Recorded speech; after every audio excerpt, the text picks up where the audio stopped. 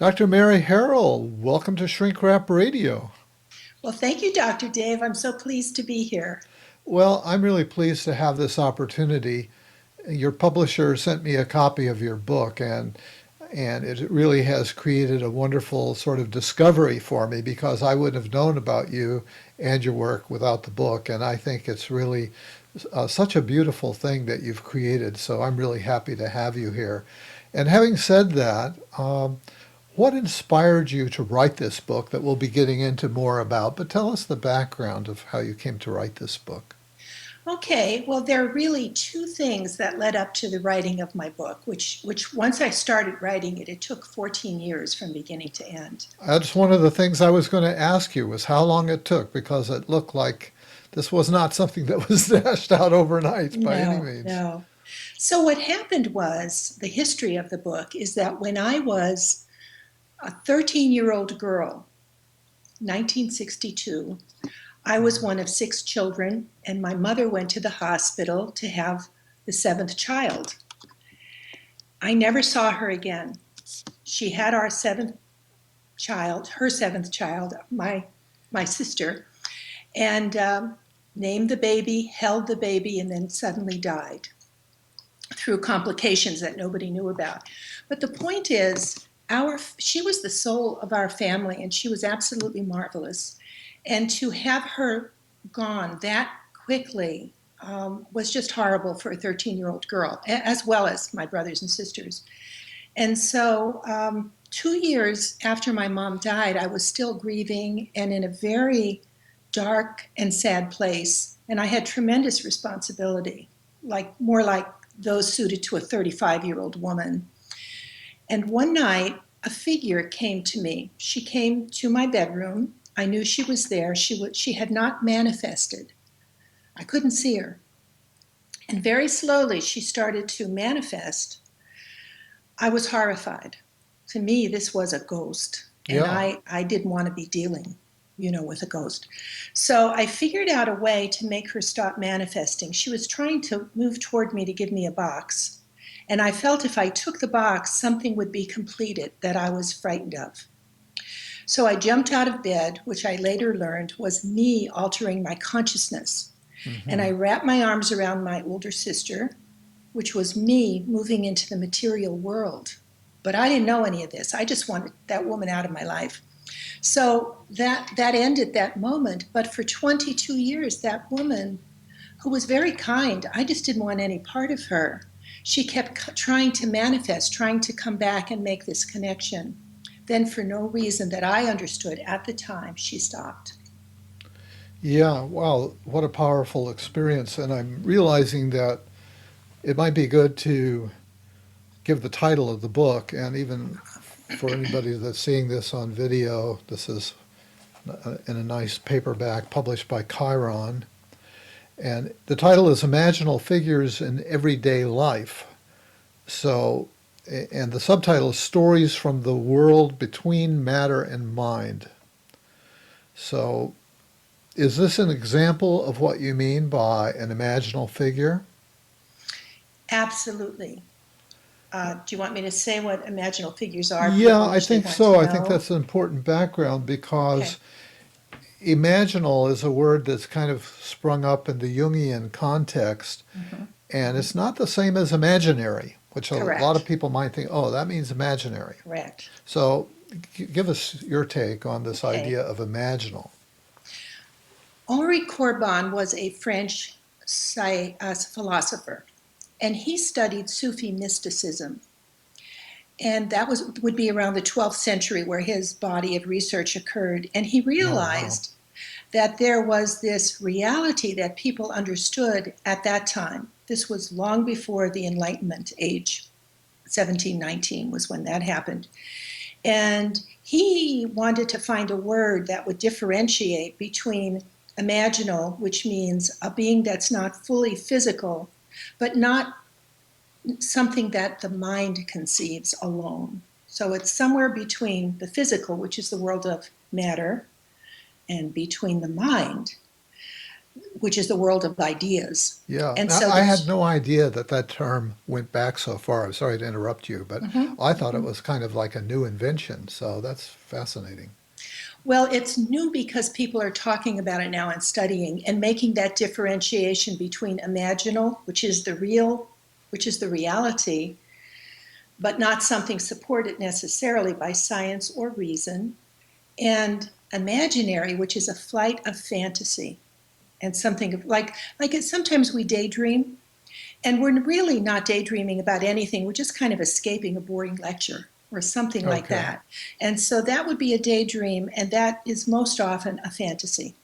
I guess one of the distinguishing characteristics of these imaginal figures is that they have a certain amount of autonomy. They seem to have an independent existence beyond your own thoughts or ideas. Mhm. And I'm thinking here of Jung's Red Book, in which he's got this figure Philemon that he dialogues with. I love that you're saying this because there are all kinds of imaginal figures, and certainly we all know about dream figures. So we don't invite them. We don't say, I want this nice figure, this pleasant fellow. We get who we get. That's their autonomy, correct? Yeah, I've tried. That's I've right. It doesn't tried. work. It Let doesn't. me have that good dream figure That's again, right. that one that That's this right. really Now, beautiful girl. Bring her that's back. right. And if you could do that, then the dream figure wouldn't have an autonomy of its own, but it comes when it wants to come. So Jung, when he did those figures in the Red Book, he was really creating the images of these imaginal beings. And Philemon, which is very interesting, is not just an imaginal figure, but we know from the way Jung spoke about him, he was a psychoid being, meaning this is a very new concept, even in Jungian psychology. Philemon was not symbolic of a part of Jung's personality, but a figure outside of Jung's personality. So he was separate. He wasn't a complex. He wasn't symbolic of a problem. He wasn't a personality aspect that hadn't been figured out yet by Jung, lived out by Jung. He was actually more of a guide or an ally. So my ghost, which later Yeah. I came to see as an angel, meaning from the Greek messenger, my ghost was also a psychoid figure. Okay, this the psychoid figure is it's a little bit hard to grasp with my rational mind, Mm-hmm. but you do say it's from the world between matter and mind. So there's an in-between place there where there's stuff going on that we can't really subject to to rational science, I guess. Correct, correct. If you're studying the unconscious, think of the unconscious. It's a place of irrationality, darkness, chaos. It's always unreasonable and it's infinite. So, how are you going to study it objectively? You really can't. The only way you get at the imaginal realm is through experience. If I can say that what Jung taught us was this notion of staying with the image until, as he says, his phrase for it is, stay with the image until you come to terms with the unconscious. And he says that might take a moment and it might take years. Hmm. And how he did it, how he stumbled upon this is what we call active imagination. So Jung says, as you stay with the image, maintain a self-reflective ego attitude. That's the key. So you're not really asleep, because when you're asleep, your ego disappears. Yeah. So he called that process, that method, active imagination. And how he got to it was he was going through a very difficult time around, I think it was 1912, 13, 14, right after he broke with Freud. And he, because he was highly intuitive, he started playing with stones like he had as a young boy. Hmm. And as he played with these stones, thoughts came to him, images came to him, ideas, problems, fantasies started coming to him. And he realized that if he stayed with these images that were coming as he played, he did that as an expressive activity. He realized that he was coming to terms with the unconscious. So you know how so many therapists today will have expressive therapies, art, dance, Sure. sculpting? Yeah. That is what Jung taught us, because all of those things let us access the unconscious. Yes. Now you point out that even despite the autonomy that's in that image and some of the others that you're going to be sharing with us, that imaginal Mm-hmm. figure, that it is related and anchored in some ways to your life very explicitly. Mm-hmm. That these arose during times of real crisis Mm-hmm. and and very, shaped by the fact that your mother had died, and so that you were in a sense orphaned.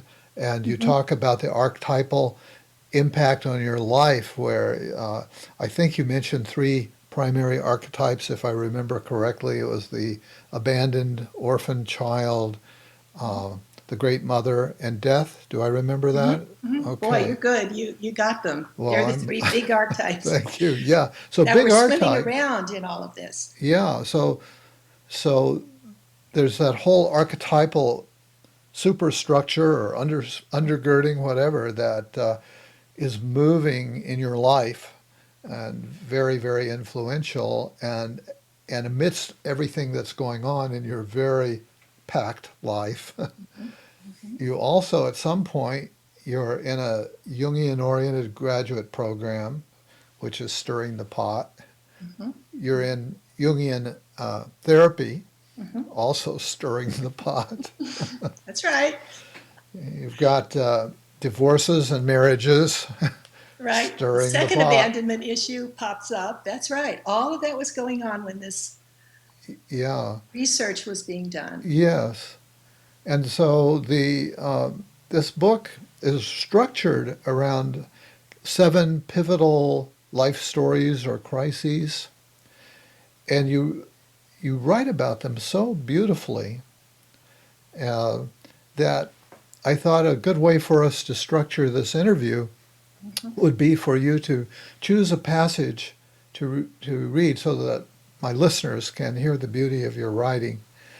And then so you would read a passage from the introduction and the 4 successive chapters, one each, and then maybe we could use that as a springboard to get into whatever comes up, whatever feels that it's important for us to do. Okay. So with that, why don't you launch us with whatever passage you've chosen from the introduction? Okay. Now, this first one is kind of getting my reader focused on what the questions are that will be answered as I look at these 7 stories. And these are questions that are fairly new to the field. So here I'll give this piece of reading. The reading is in 2 parts. The second part, as I started writing the book, a figure came in a dream. And I also felt that she was a very special figure. So I talk about how I wonder about her and how I work with her image, because that's what we want to do when we're looking at the imaginal. Okay. So here we go. I'm often asked, to what end do you pursue your many questions about the mundus imaginalis? These questions include, in what ways might the imaginal realm manifest? Can one cause it to appear? Does a world as vast as the imaginal possess common threads, perhaps common intention or a common source? How might one relate to a subtle presence? That would be my angel. My answer is always the same. I ask these questions for the sake of soul in the world. My ultimate aim is to provide avenues of entry to the imaginal domain for many thoughtful readers who are not Jungians but wish to understand the mysteries of the unconscious within the context of their own life.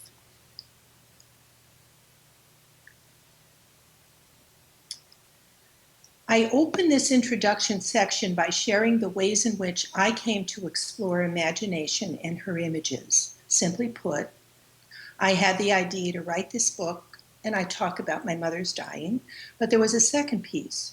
The second piece was when I entered my scholarly work to become a Jungian psychotherapist, I discovered a lens with which I could look at the imaginal realm.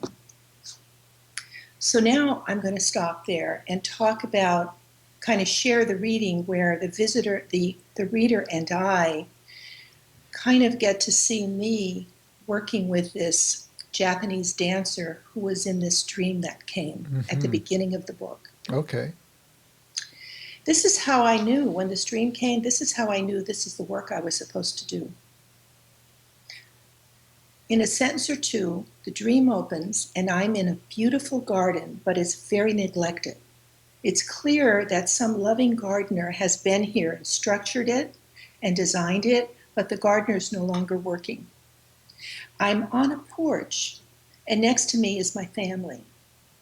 I see this extraordinary Japanese dancer. My family doesn't see her. And I'm thinking, why do I see her and they don't? So I talk about this in this little piece where I'm really wondering about the Japanese dancer. And this is how we would wonder about an imaginal figure. I see a young girl dressed in Japanese classical garments. What's most striking is that the numinous quality of the girl's movements, her grace, her blending of music, form, body, soul, and spirit, are not of this world. In the dream, I struggle to find some way to organize this otherworldly experience. I'm frustrated because I try to experience it with my senses and my knowledge of the world. In other words, with matter and mind. And let's see where I am. And I find that those capacities are inadequate. My frustration, though, is nothing in light of the wonder and beauty of her dance. I knew as I watched that her dance transcended that which my material senses perceived. In the dream, it was the bodily gestures within the dance that deepened the experience of the imaginal world. The gesture, linking affect and image, brought a sense of awe. As I witnessed her, I remember knowing that I was in the presence of a figure unlike any other I had encountered before. I could, at least within the dream, experience her, feel the otherworldly marvel of her dance, her soulful aliveness, her elegant innocence, and her unmolested beauty. This dancer seemed to be a figure, a guide from outside of my own psyche. I awoke knowing that such a dance could not come from me alone, as my mind and body are bounded by the limitations of my own human nature. She, with her extraordinary presence, was a figure more fantastic than any human figure could be. And I'll stop there.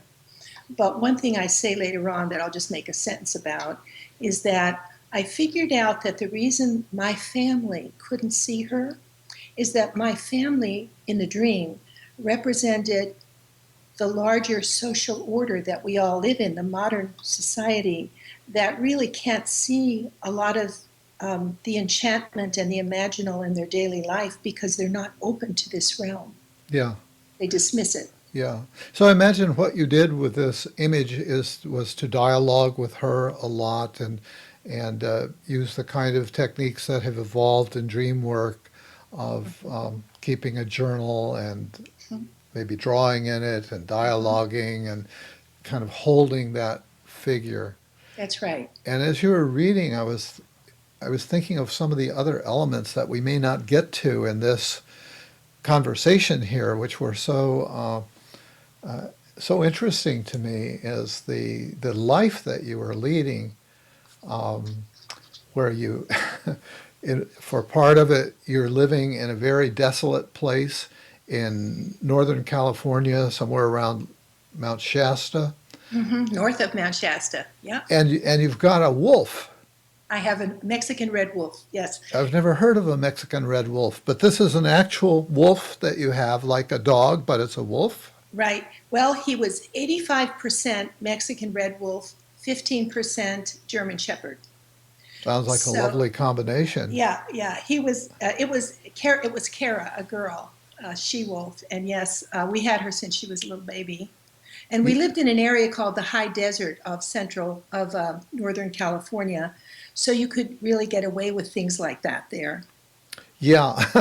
So there were a variety of wild experiences that were happening for you.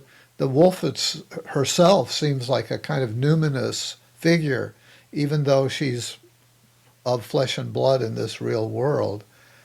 And you were having encounters with nature in that Northern California locale because there weren't people around and you were living with this wolf Right, right. and and I got the you probably look different than you look now. I'm imagining you as you were a pretty young woman.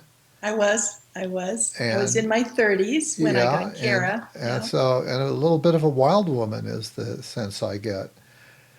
And so I'm wondering how you, with all of these very powerful conflicts that were in your life, these things tend to constellate around wounds in our lives, Yes, they do. Yes, and they you do. certainly had some wounds in your life, starting with the loss of your mother, and then having to be the adult, taking care of the other siblings and all. At what point did you discover uh, Jungian psychology and get a sense that, oh, this is going to be a fit for me? When did that happen? When I was in Northern California, I was a teacher. I taught for 30 years in the K-12 setting and then for 10 years at the college level. And there were these two individuals that I met. One was a psychologist who came to work in our schools with this comprehensive program we had, and a second was a school nurse. And they were, to me, extraordinary people. And I asked both of them, tell me a little bit about yourself. You just seem unusual. And both of them said, blah, blah, blah, blah, blah. And I went to Pacifica Graduate Institute, which I had never heard of. Yeah. So, okay, flash forward to this moment in my life where my husband literally disappeared. He went into the desert of Arizona and he wouldn't tell me for 3 years where he was. He would let me, I thought he was having a breakdown. But really what happened was our marriage was over. And that's the bizarre way he dealt with it. But he would let me call him if I had like a tax question, but he wouldn't really talk to me.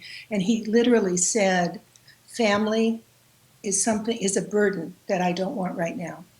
So there I was. This is a life in shipwreck. Thank goodness professionally I worked all my life, so I'm still teaching. And one day I sat, because I'm a very intuitive person, I sat at the base of these big stairs in this home I lived in California. And I said to myself, my daughter had left at this time to go to Fordham University in Manhattan. She always wanted to study drama, and they had a performance program at a Manhattan campus. So she was gone. My husband had disappeared, and I'm waiting for him, thinking I didn't figure out for a while he left. I just thought he was having a nervous breakdown or something. Yeah. And so I sat at the base of my steps in my home, and I just said to myself, if you had no family obligations, which actually I didn't for the first time in my life, and if money were no object, this is my question. I said, what would you want to do? I asked that of myself. And boom, like a flash of lightning, here's the answer. Wow. Go to Pacifica Graduate Institute. Wow. And I called them up and I said, is it too late to apply? And when does class start? And I got in. And had you had no therapy up to that point? I really had, because my life was so full of these tragedies, the loss of my mother and other things. I had a little boy who died right after birth, and I had a total of 5 pregnancies, and I only have one baby that grew Mm, up, my daughter Lauren. So there's a lot of sadness there. yeah. So I bet off and on. I hate to give it a number, but I'm going to try. I bet I was in therapy with some very fine therapists. Probably, I'm almost 70 now. So I think I was in therapy for about 37 years off and on. Off and on. Thank goodness. Yeah. Yeah. They helped me develop my strong ego, which is what allows me to do this imaginal work without becoming psychotic. Hmm. I'm just so grateful for them. And one therapist in particular, I told him about that angel who visited for so many years.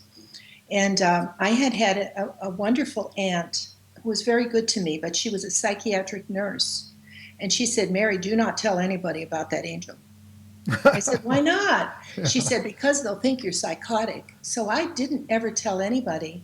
And then I was working with a therapist, and I told him about the angel, and I said, do you think she was real? And he wasn't a Jungian or anything like that. And he looked me right in the eye and he said, I don't know. And that was the most beautiful thing anybody said to me, because Hmm. I could continue kind of holding in consciousness that I did have this figure visiting me, and I was functioning beautifully in every other way. So I don't think I was ever psychotic. But my therapists were beautiful guides to me. Boy, we never know what it is Oh, that we say that will touch someone. that's right. That's right. I'm just so grateful to all these therapists I had. I moved a lot because of my husband's work. He was a school superintendent, and their tenure in office is like 2 to 3 years. It's a real Uh-huh. stressful job. And so I would get a new therapist when I moved. I just consider them to be my guides and my material guides Yeah. in the material world. And I suspect, remember I said the angel stopped coming when I was 37? Yes. 30, yeah, I was 37 when the angel stopped coming. And I suspect she stopped because this beautiful work with these therapists had really done for me the guiding work that my mother would have done had she not died. Mm. And then And the angel and stopped that coming. angel was trying to give you a box. Mhm. And at some point you, I think, said that you got an intimation of what that gift was that she was trying to give you that you were pushing Yeah. away. Mhm. Yes, I talk about that in part one of the book, I think. Yes, it's a section called Images and Reverie. And I say that what that was about, I figured out by studying, looking deeply, and asking the kinds of questions we're talking about. I figured out that she was what we call the spirit end of the archetype of death. And she was the spirit end of the mother archetype. I was the orphan end of that same archetype. And so she wasn't my mother, but she was a nurturing, guiding mother figure. And what the box symbolized was that if I had not been so afraid of her and we could have dialogued, she would have taught me the many beautiful things in life that my own mother might have taught me had she not died. Hmm. And I think of symbolically the box. It looked like the small box a boy gives you at your first prom. Okay. And in the box is the corsage. Uh-huh. And when you put that corsage on, this is symbolic of you entering the world of the young woman. It's a very formalized way that our culture has to take women and young men into their courting days and into their adulthood, really. You're right. And so that's what I associate with that box, and that's what she wanted to bring me. But my ego was not strong enough to Hmm. really handle that. Another girl, another 13, 15-year-old girl, might have done okay with that, but I just had too much trauma in my life. I couldn't manage it. Yeah. Yeah. That's interesting that at that point you couldn't manage it, but as you matured and as you dealt with your issues in therapy and within yourself, it resolved. Yes, it did. And Yeah. that's why she stopped coming. Yeah, and She that's didn't when need she to come stopped anymore. coming. Yeah, Now, there's so much in your book, and I'm probably going to end up violating the structure I laid out in the beginning that's fine. That's because we're going good. to run out of time here. And so I'm going to Yeah. leap way ahead towards a much further point in the book. A person having listened to what we've been saying so far would not guess that you would engage large social issues Mm-hmm. with this approach. But Correct. you write about school shootings Okay. and violence. And so tell us about that and how that articulates with this imaginal world, because, well, just take us through that. Okay. First of all, I'm glad, I'm so grateful you've asked this question, because when people say to me, what was the biggest surprise for you, for me in writing the book? The answer is that section on the school shootings. That was not my intention to go there, Yeah, really. I know, it's Really. surprising. So the thing is, one of the one of the scholars that has deeply influenced my life is James Hillman, Hmm. and he is the father of archetypal psychology.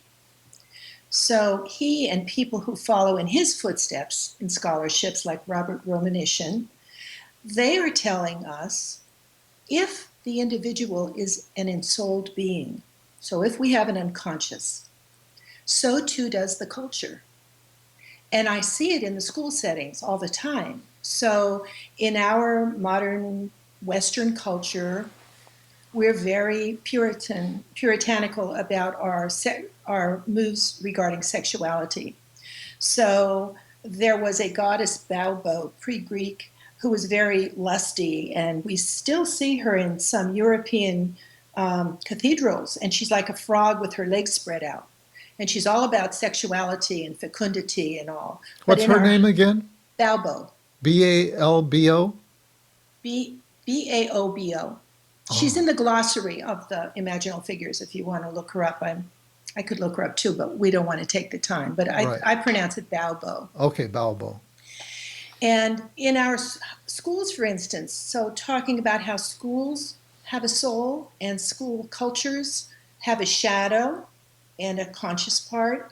If a girl gets into over sexualized behavior in the schools, that's a shadow aspect of our culture. And so she gets pushed down. In other words, socially, she's not acceptable. We have all Hmm. kinds of names for girls like Right. that. And really, if we allowed people to be more open about their sexuality, we wouldn't have to have it so much in darkness. So, for instance, if parents are not embarrassed and they talk to their children about sexuality, you're less likely to have a girl acting out the Baubo figure for the whole school culture. And then we have the hero athletes, which that's the conscious part of the school culture. And the heroes we love. So they get pep rallies and they get adulation, and they are like the young gods of the school setting. So I learned from Hillman and Romanishin and others that we don't want to ignore what's happening in the culture, because it also has symbolism and it also has figures that we want to look at. Well, because I'm a teacher, I've been a teacher for 40 years, my heart, and I'm not alone in this regard, my heart breaks daily every time weekly now, there's a school shooting. Yeah. And you have these young men who leave their home, often they shoot their parents. They come into the school setting, they shoot the classmates and sometimes teachers, and then the media narrows it down to two issues. The media says they're evildoers, boom, no thought about any suffering on their part or their own pathology or what caused this. And then the media tells us this is a gun issue. And certainly it is a gun issue, but it doesn't stop there and it doesn't start there. So what I did as an archetypal scholar was I said, all right, I'm going to tell the story of what it was like for me as a teacher experiencing this larger cultural phenomenon, which was the school shootings. And then I analyzed this phenomenon like you would analyze a cultural dream. So I said, well, what are the images that come up for me when I think about this? I think I see guns. I see boy shooters. I see Eric and Harris from the Columbine shootings. I see a picture in my head of this painting I saw as a young girl. It was Picasso's Guernica. And that's a painting of Spain during the Civil War. Right. So he brought us the grotesque image of war, the unconscious part of war, before we had television. So that image comes up. So I just allowed myself to be open to what images populated this cultural dream. And then I paid attention to the associations. You know, what do I know about guns? Well, they're metal weaponry. We know if there's a metal weaponry or any metal in a dream, psyche is saying this is something that psyche cannot digest. So in a dream, you don't want a metal tree growing out of the ground. That's not a good sign. You want a trunk of a tree, a normal, natural trunk of a tree growing out of the ground. And so I looked at all this, and what I came up with was that psyche actually said, this is what's wrong. This is what's constellating all together to end up in this insane series of school shootings. It's as if, you know, as a psychologist yourself, you know that if a client comes in and they cannot tell the difference between a dream symbol and a concrete being. So in a dream, there's a lady with her head on fire, and he's sitting with you, and he says to you, she's in this room and her head is on fire. And he means that in a concrete way. He's not talking about a dream image. You start suspecting that he may be psychotic, correct? Right. Yeah. So I was looking at these dream figures as figures that have become concretized in the culture. And they are very concrete deaths, of course. So I said, you know what? This is a pathology, and something in the culture is psychotic. What is it? And what I came up with is the shadow of our culture has a violent component that is so massive that we can't look at it. And these young boys happen to be at the cusp of manhood. So whenever we're at the cusp of some great change, we are more vulnerable to an archetype, national violence, coming into us and possessing us. And so that's that's why they're young boys. And that's why they're boy shooters, because boys have this testosterone going on, and they're trying to figure it out, and they're very vulnerable about their identity and all of that.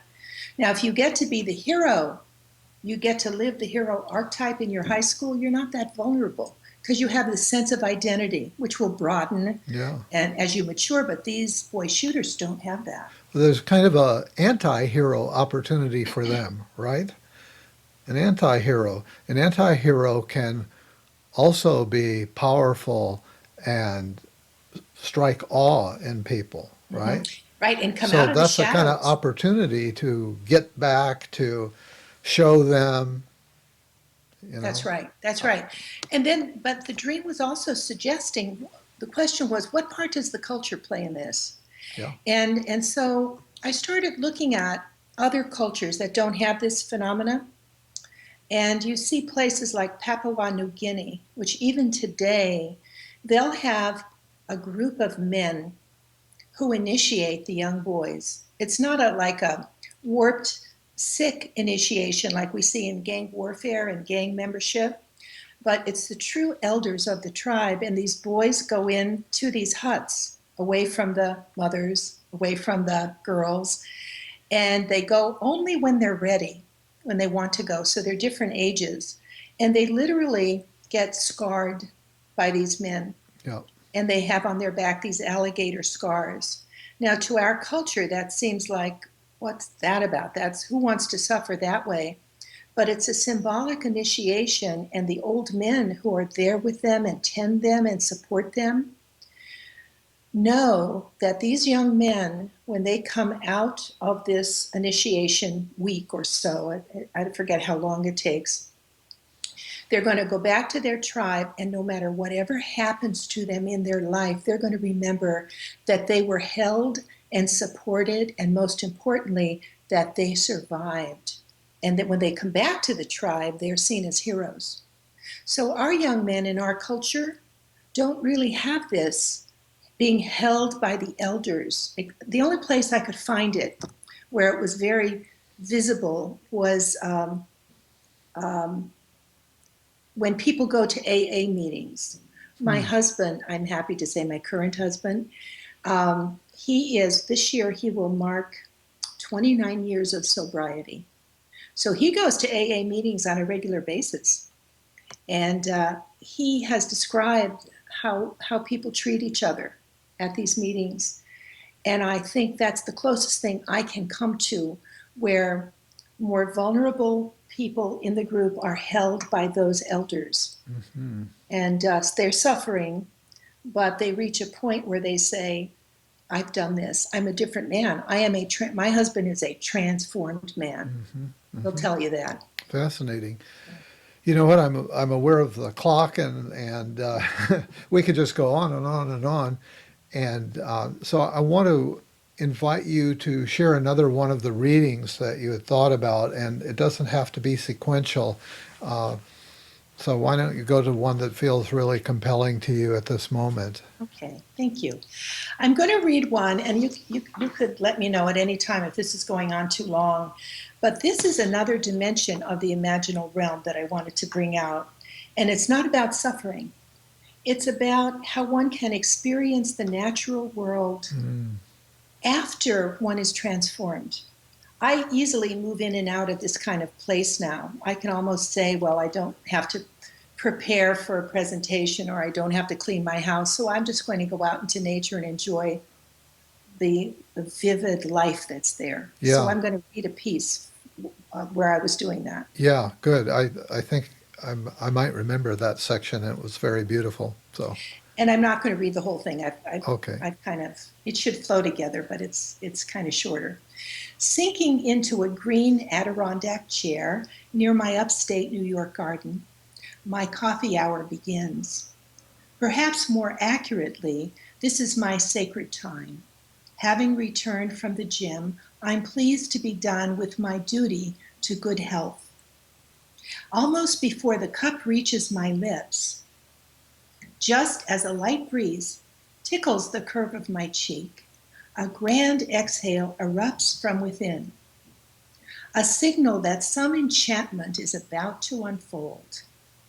As it often does, when I agree to allow a true exchange between the natural world and myself. As if directed by some playful imp, my attention darts to the space between the ground and the sky, where a riotous dance ensues. The trees around me, cherry, silver maple, Alberta spruce, are awash with life, singing in fabulous frenzy. Brilliantly orchestrated, a rhythm begins. A first whisper builds with the speed of an approaching train until the dance between the leaves and the wind bursts into a loud chorus, each belonging to a prescient multivocal community. With each repetition, a first whisper of a breeze, an insistent stirring, the crescendo whoosh ending with leaves whipping through the air, a vivid anticipation of life is both born and realized, not in the grand gesture of the Rocky Mountains, but in the beauty of a refined dance step, each building upon the one before, each creating its own hunger for the next. How does this gorgeous enchantment become itself? As the dancer needs the music, so too does the leaf need the wind. As the dancer needs the truth, so too does the leaf need 1,000 sister leaves. Being here this morning in the role of audience extraordinaire, thoughts intrude like uninvited guests. Here comes the mind, wanting to have its questions asked and answered. Who makes this moment thus? Who creates this spirited dance? What exquisite divine allows such beauty to present herself to me, a simple coffee drinker in an Adirondack chair? An answer comes as I gaze up, almost blinded by a shock of sun bouncing behind high branches. Simply accept this gift. Listen as the song of each rustling branch fills you. Hear an army of field grasshoppers scratching rasped legs against tiny wings, and birds too many to count announce from the woods beyond that they're here too. Experience all of this, even as the leaves, first low, then insistent, then wildly alive, repeat their song. Don't miss any of it. And then the last piece I'll read from this is, I have become a participant in an animated sensate world. Though I sit stationary in my chair, I amazingly find myself rustling loudly through 1,000 maple branches. I experience whispers of light caught in the midst of dancing grasses, each blade an outfielder catching a ball in the curve of a gloved hand, at once surrendering to the moment of contact and also holding the ball in the mid-center, firm and sure. And Well, then it comes to an end. yeah, I'm so glad that you chose that little piece to read because it's so evocative. It put me there when I read it, and you paid such exquisite attention to each little detail to kind of paint this very lovely, powerful, transcendent moment. And so it's good for our listeners to know that this, while there's much of your pain in this book, there are also these moments of real beauty, of, I guess, the payoff of all That's this the therapy payoff, and all of right? this inner work that you've done. Yeah, that's my big message. Don't give up on life. We all suffer. I'm really not special. I've worked now for 8 years with my own psychotherapy patients. I know that people suffer horribly. And if we can stay conscious instead of moving to drugs or alcohol or running away with activity, we are transformed and that pain becomes compassion. That's the Yes, beauty. yeah. That would be a nice place to wrap it up, but we've got a little bit more time here. Oh, good. so, Okay. so you're talking about being a Jungian-oriented therapist who's gone through all of this, and uh, what I got from a little bit of your discussion about that in the book was your ability to hold a lot of pain when Yeah. somebody's in a very painful place, and because you've been there Mhm. and you've learned not to push the river, Mhm. but that you have to sit with it with them. Yeah, maybe say more about that. That's what Yeah. struck me. It's my belief that all psychotherapy is grief work. Hmm. And Say a little bit more about that. yeah, How well, so? well, well, people usually come to us because they're in pain. Um, and they stay with us because they believe that something is, that either they're being held as they're in that pain, and then hopefully, if they stay for a time, that pain starts to resolve, to transform, and become something else. And so, my goal when I work with my clients is to not try to do the thing that I tend to do as a nurturing person and as a psychotherapist. I want to heal them and fix them. Yep. And what I try to do is resist that and instead walk with them in their pain. I know that I have been to hell many times, and hell means you're in a place where the pain is so massive, your normal skills and your psychological structures and your way of handling the world, they don't work for you. And so you have nothing but to be in that pain. In my case, I was in hell seeking my mother for many years. I just wanted her back. And I've worked with mothers whose sons have committed suicide, and they just want their boys back. So when you're that way, and you haven't yet adapted to a new life without this thing you wanted so bad you thought you would die. It's so helpful to have somebody walking in hell with you. And that's what I find that I do best as a therapist.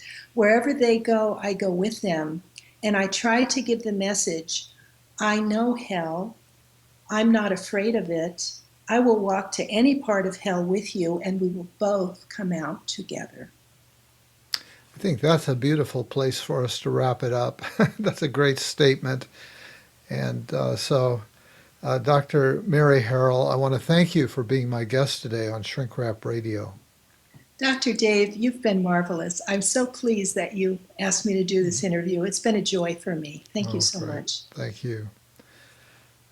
Okay, so now I turn off all my equipment, which is always a little bit of a experience. So thanks again, and I'll let you know when this goes up. Probably the audio will go up next Thursday. Yeah, and I have to say to you, I mean this. You have read so much of my book. Your questions were incredible. This was the first interview I've ever done where it was a joy.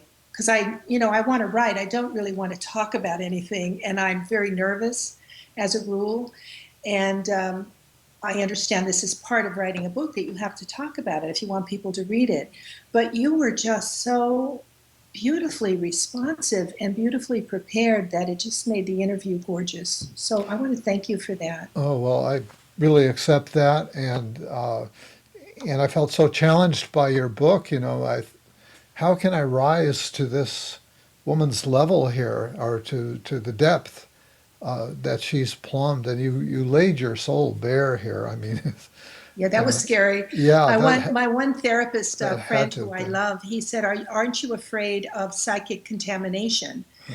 And I said, do you mean that I might contaminate somebody by the bare things I've said? And he said, no, that they might project things onto you that are very hurtful to you.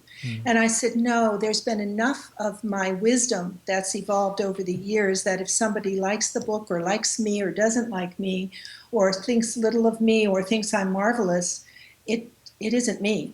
And so I said, no, I'm not afraid. And that's what made me have the courage to hit that send button when I sent this to Chiron. Yeah, good. I thought, well, we'll see what happens. Yeah. Okay, well, I hope only wonderful things happen. Thank you. Thank Okay. you.